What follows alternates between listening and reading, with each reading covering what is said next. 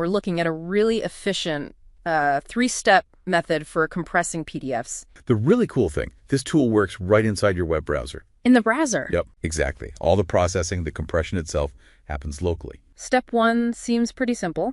Just getting the PDF into the tool. Yeah, click the usual upload your PDF button. Is there like a limit to how big the file can be? Good question. Yeah, there is. It's optimized for PDFs up to about 200 megabytes. Which is pretty big for a PDF usually. It is substantial, yeah.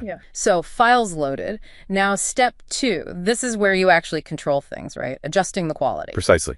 This is the core of it, really. Yeah. You've got a slider, and where you set that slider determines the outcome. It's all about what you need. So if I just need the absolute smallest file, maybe it's just text, I slide it towards lower quality. Yep. That maximizes the compression.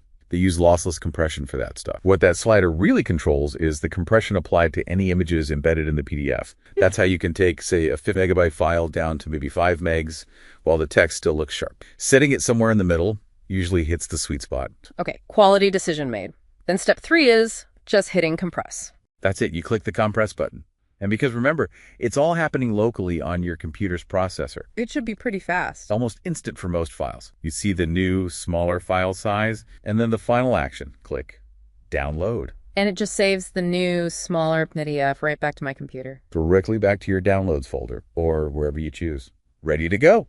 When you remove these little friction points, the slow uploads, the file size rejections, think about how much smoother your whole workflow becomes.